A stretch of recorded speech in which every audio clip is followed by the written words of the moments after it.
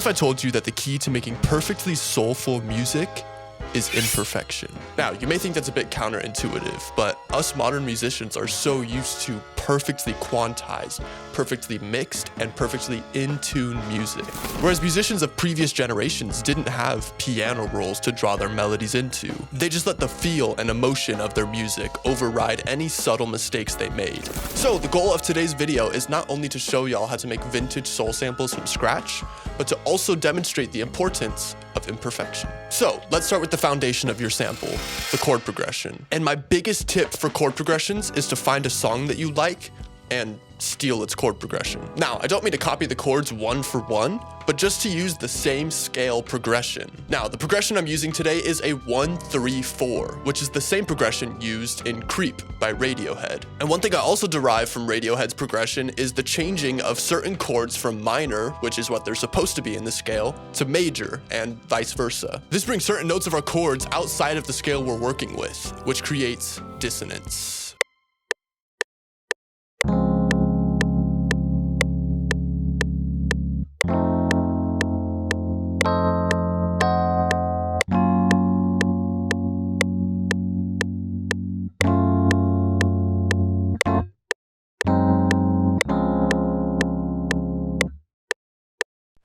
So now that we have the foundation for our sample, let's build upon it by throwing down some counter melodies. And I recommend using emulators of synthesizers used during the era you wish to capture. So since we're aiming to draw inspiration from soul music of the 70s and 80s, I'm making use of one of the most popular synths of that time, the Mellotron. And my biggest tip for making counter melodies is just to play notes in your scale until you find a combination, rhythm, or phrase that you like. After that, you could either build upon it and make a more comprehensive melody, or you could just repeat the phrase if it's catchy enough.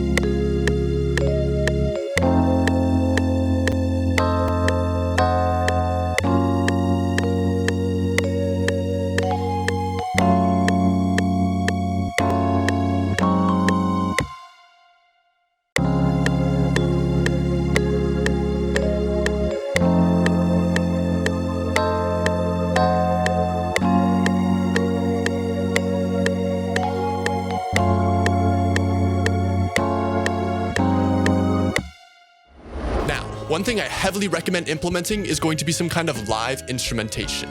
And my favorite instruments to make use of for these kind of samples are going to be bass and guitar because of how hard they are to replicate with VSTs. But if you don't have any physical instruments, you could always make use of live instrument samples from services like Splice, Arcade, or even Looperman. Though if you have live instruments, I heavily recommend making use of them, even if you're not that good at them. Remember, it's those imperfections that will give your music life.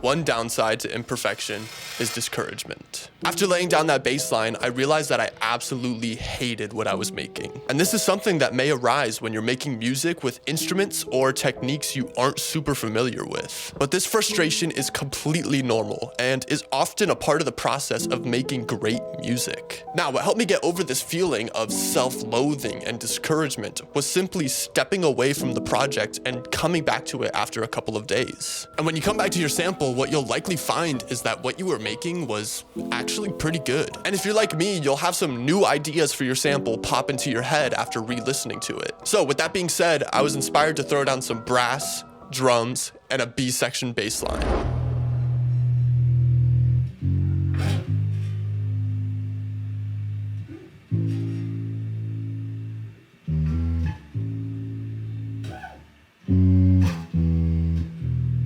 Ooh, I like that.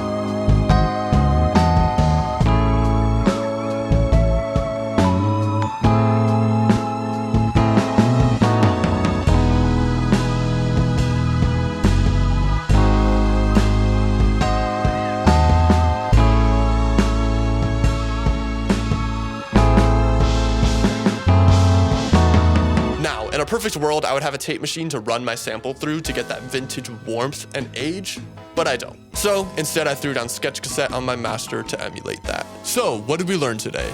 Well, we learned that imperfection and feelings of frustration are completely natural and sometimes essential aspects of making great music. Because at the end of the day, if you're feeling frustrated by what you're making, that means you are simply challenging yourself, which ultimately leads to more unique, inspired, and complex music. So yeah, that's gonna completely cover how to make soul samples from scratch and how to get over those feelings of discouragement. If you want the FLP for the sample I've made today, check out the description down below and visit my Patreon. On there, you get access to my FLPs as well as 50% off my sound kits and a shout out at the end of all of my videos. As well as that, consider subscribing as I post 1 tutorial a week and 1 sound kit a month. Other than that, that's gonna be it. Peace!